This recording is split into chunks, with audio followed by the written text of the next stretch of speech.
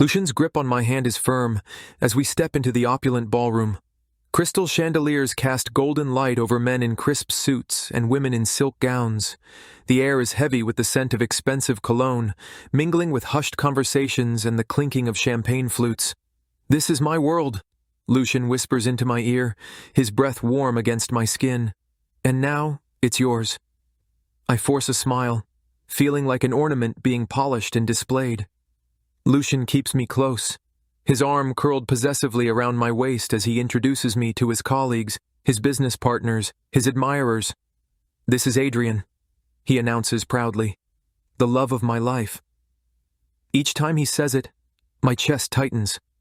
I nod, murmur pleasantries, shake hands, but then someone catches my eye.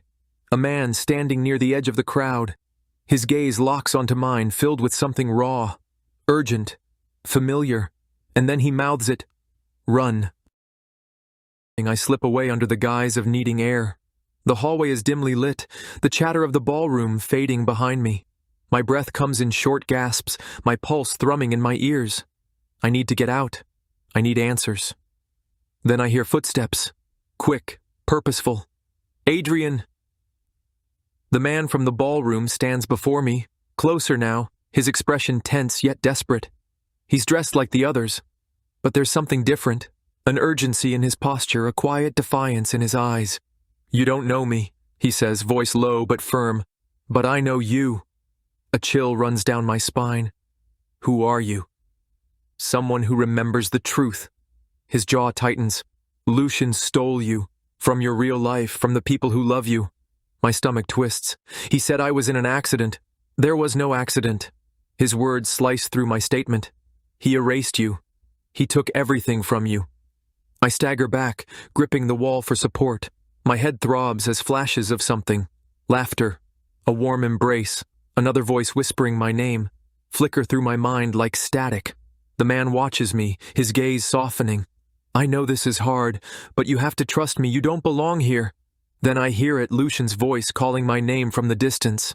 The man reaches out, urgency flaring in his eyes. "If you stay, he'll never let you go." Lucian's voice is getting closer. I grab the stranger's hand and we run. The world outside is disorienting. The streets stretch endlessly, foreign and unwelcoming under the cold night air. Every sound, the rush of passing cars, the murmur of voices, feels too loud, too real, as if I've woken from a long, suffocating dream. Elias doesn't let go of my hand. He leads me through winding alleys, moving with practiced ease, shielding me from curious eyes. "You're safe now," he murmurs, as we arrive at a quiet neighborhood. A house looms before us, warm light glowing behind its curtains. The door opens before we even knock, and then arms wrap around me. A tight, desperate embrace. A woman sobs against my shoulder. A man's hand grips mine firmly. Faces blur through my exhaustion, but their warmth seeps into my skin, their voices trembling with relief. "Adrian," the woman breathes, "you're home." And then I see him, Noah.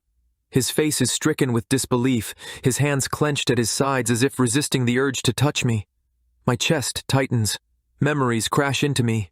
His laughter, the way his lips tasted of coffee, the warmth of his arms that once held me so tightly. "I thought I lost you," he whispers. I step toward him, but the weight of Lucian's looming presence stops me. I know what he is capable of, what he will do. Tears prick my eyes. "Noah, you don't have to say anything." He shakes his head, stepping towards me, taking me into a tight hug. "Just stay like this with me." I felt his warmth, his love, that familiar feeling I was searching for a long time.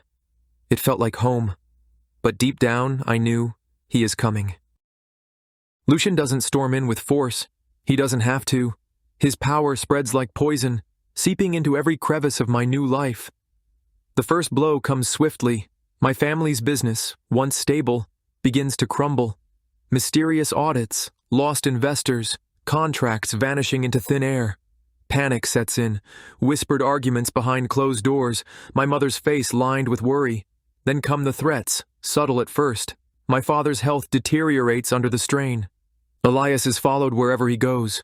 Friends disappear overnight, unwilling to be caught in the web Lucian weaves. Then he targets Noah. Rumors spread, His career suddenly falters. A false scandal emerges. His reputation crumbles overnight. I see him less and less, and when I do, the light in his eyes is dimmer, his shoulders weighed down by something unseen but suffocating. And through it all, I know who is behind it. One night, Lucian finds me alone, standing by the window, watching my family and Noah suffer under his influence. His voice is silk, wrapping around me like a noose. "You think they can protect you?" He steps closer. "Look what you've done. They are suffering because of you." I clench my fists. "You did this." His fingers trail up my arm, deceptively gentle. "And I can undo it. Come back to me, Adrian. Give in, and I'll make their struggles vanish." It's a twisted bargain, a gilded cage, and the most horrifying part? Somewhere deep inside me I consider it. Lucian smiles, sensing my hesitation. He tilts my chin up. "Just say the words." And that's the trap, isn't it? This time he doesn't erase my memories. He makes me willingly submit. I should run. I should fight. I should want freedom. But when I look at Lucian, I see his possessiveness. It's not just about me. It's about the people I love. I need to play my part well and accept this fate. I step forward, placing my hand in his. A breath of triumph escapes him as his fingers close around mine. "Good boy," he murmurs. And just like that, the game is over.